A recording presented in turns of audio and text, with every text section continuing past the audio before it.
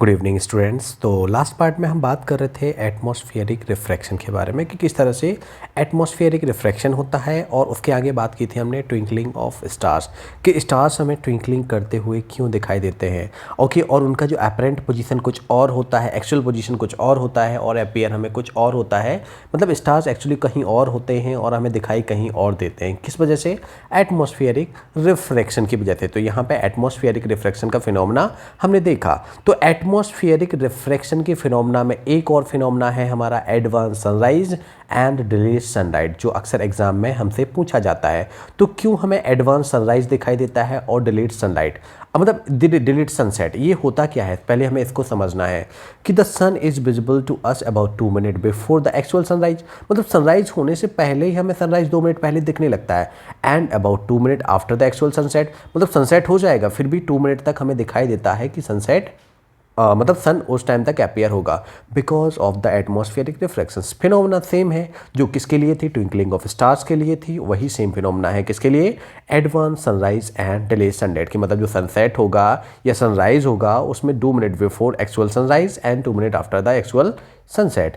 Okay, अब होता क्या थे, कैसे ही by actual sunrise we meet the actual crossing of the horizon. Okay, why the sun, तो सन के according actual horizon show the actual and apparent position. इसमें क्या दिखाई देता है हमें, एक्चुअल पोजीशन और apparent position of the sun with respect to horizon. तो यहाँ पे आप देख पा रहे हैं कि किस तरह से हॉरिजॉन, ये अर्थ है, अर्थ के अराउंड ये कोई पर्सन खड़ा हुआ है, ये ऑब्जर्व कर रहा है यहाँ से कि सन का पोजीशन यहाँ पे हॉरिजॉन पे है, लेकिन हमें अपरेंट पोजीशन कहाँ, यहाँ दिखाई दे रहा है। Okay, this is the apparent position of sun and this is ये कौन सा है, हॉरिजॉन।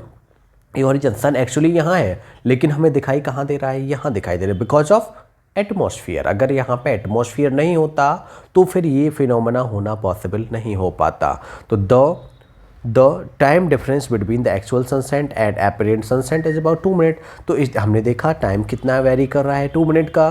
तो जो 2 मिनट है before the actual sunrise and 2 minute after the actual sunset. The apparent flattening of the sun disc of sunrise and sunset is also due to the same phenomena.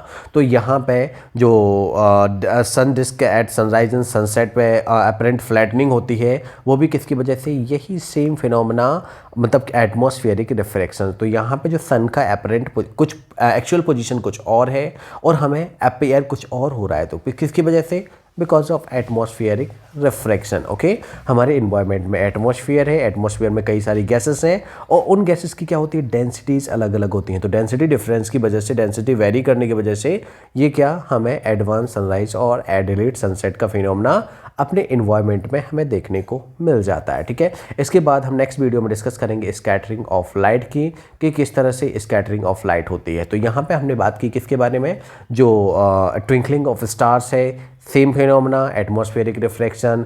Okay, twinkling of stars के अलावा stars है actual position कुछ और है, appear कहीं और हो रहे हैं, सेम फिनोमेना एटमॉस्फेरिक रिफ्रैक्शन की वजह से।